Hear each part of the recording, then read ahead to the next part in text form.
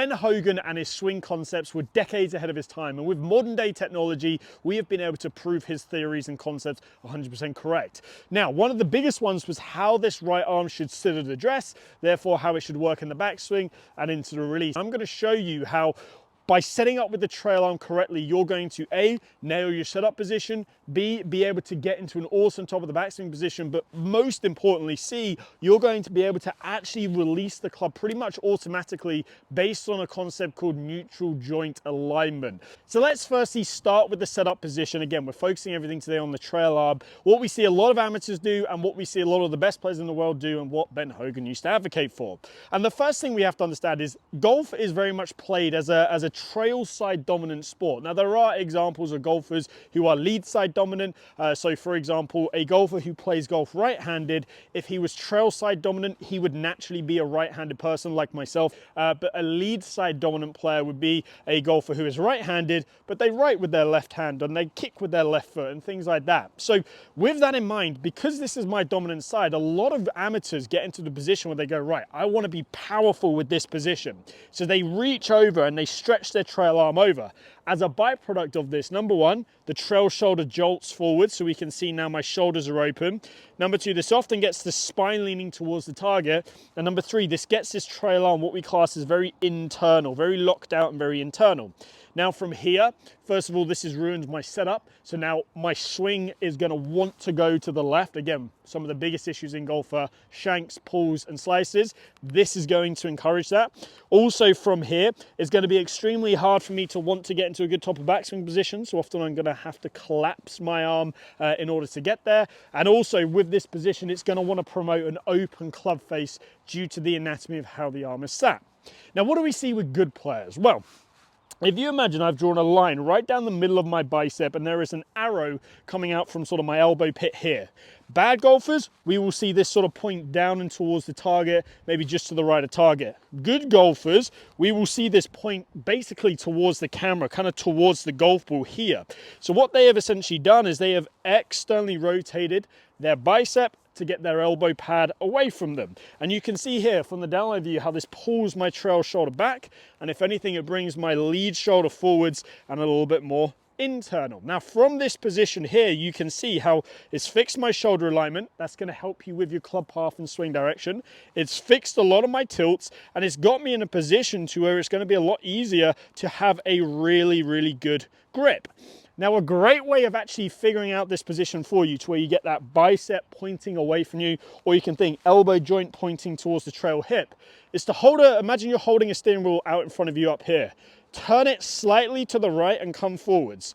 What you will notice is this has brought the left shoulder forwards, the right shoulder back, the left arm a little bit more on top of the right arm. Now what you can also see is as I do this, that from the downline view, it very much gets my trail arm just folded into my body slightly, and the left arm is slightly visible above that trail arm. Now what we find with a lot of tour pros is on average at address, they will have about 14 to 16 degrees of arm bend. So a little bit of trail arm bend at address. Most amateurs are closer to dead straight, so 0 degrees of arm bend. So by simply getting yourself in a better position here, you're now going to start to promote just a effortless backswing. So now let's move on to the backswing. So now let's talk about the backswing and how this trail arm is going to get you in a great position. So first of all, it's going to allow you to maintain beautiful width with your trail arm. If you get it positioned in the right position at address, it is going to want to have amazing width at the top of the backswing. Number two, it's going to help you swing on plane. It's going to help you form this beautiful arc around the body, which is roughly sort of at a 45-degree angle. And from there, again, helping you swing on plane on the way back, which is going to set you up beautifully for the way down. And the third thing is it's going to help you stay connected. Your hands and arms, your body is all going to want to stay connected, so you get that beautiful in sync look. So let's start by showing you again what the bad position is, where it goes over this way, arms very internal. From here, you'll often see golfers whip the club inside straight away. You can see the trail arm is buckled massively, and from here at the top, you tend to get very collapsed across the body, zero width, the trail arm stuck behind the body, and then woo, you cannot get into a good position on the way down. So by simply getting this trail arm into this good position here, straight away, the first movement is going to want to be a lot more in front of you. You can see club face is matching spine angle there, and the arm is still in front. It has a soft amount of fold, but everything has worked away beautifully together. Now, as the arm then starts to set to the top of the backswing, I am going to be able to load the trail wrist and the trail arm beautifully. Pete Cowan, fantastic advocate of this movement. So as I then start to go to the top, you can see because the elbow pit was pointing away from me, it's just allowing this arm just to naturally fold into the correct position. Whenever golfers go this way, the arm or elbow always wants to hike high, very disconnected look at the top of the backswing, versus when the elbow pit's away, the arm just wants to naturally fold into that awesome loaded position at the top of the backswing. I can really feel my trail shoulder blade is engaged. It's sort of down in this position. It's getting my arms in an awesome spot. It's getting the club face in an awesome spot, in a position to then where I'm ready to then apply pressure on the back of the ball. Now, a drill that I absolutely love. Let's just say now you've developed that beautiful setup, but you're a little bit stuck on, okay, what should this be feeling on? This is an absolutely fantastic drill. Grab the club, but do a cack-handed grip. So you can see I've gone left below right.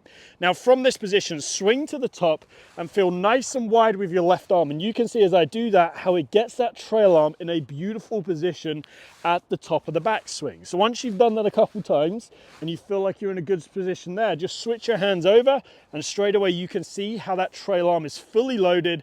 I can feel my shoulder blade is down and I can feel like I've got everything in an amazing position to then where it's going to be so easy to organize on the way down. So let me now show you what this looks like. So again, I'm going to do a cross-handed drill just so I can develop that good sensation. I feel that amazing load, switch the hands over. Okay, this is the position I'm aiming for and coming back into the ball. And I feel like I have no choice but to apply a huge amount of pressure onto the back of the ball, which is fantastic for your ball striking. So again, this is where the golf swing, if we get the anatomy in the right position, a lot of great things just happen automatically. So let me see if I can recreate this, get it into that great loaded position and then swing all the way through. So here is where the magic really starts to happen. And this is where the moment of truth, as we come into the downswing, we're going to see that by positioning the trail arm correctly, we're going to get some incredible results. So far we've got our trail arm in a great position at address, elbow pit's pointing away, elbow is pointing towards the trail hip, and you can see my bicep here, the sort of line is pointing again sort of towards the camera. We've now got the trail arm loaded in the top of the backswing. Again, this is in a great spot to then where we can start to apply pressure on the way down. But here's really the magic. Why is it that when we are in this position that we can effortlessly start to release the club face, and when you get into a position to where your arm's too kind of over, too internal, that you've got no choice but to sort of throw your angles out an early extent? Well, it's all to do with neutral joint alignment. What is neutral joint alignment? When I relax down, you can see my arms just naturally fall into this neutral joint alignment. It's our protective position. It's where our body naturally wants to align to. And you can see as I do this, my bicep is pointing roughly at a 45-degree angle, and my elbow pit is pointing again roughly at a 45-degree angle. So here's the thing, if I go internal, you're going to see here that this is now pointing this bicep and elbow pit right across my body. If I then relax my arm down, it twists outwards, or another name for it is it goes external as it relaxes. Now, if I grip a golf club like this with my arm in this position and I just relax it down, you can see how it twists the club face open as I go back to that neutral joint alignment position. Versus if we get into this good position to where, again, the elbow pit and the bicep are pointing away from us, if I relax my arm down, you see how it twists inwards, so internal. If I do this same position with the golf club, watch this, as I relax it, it twists the face into a closed position. Now here is what the studies show us. The best players in the world will have a closure rate, so the toe passing over the heel, which is 2 times faster than the change in loft, than the rate of change in loft.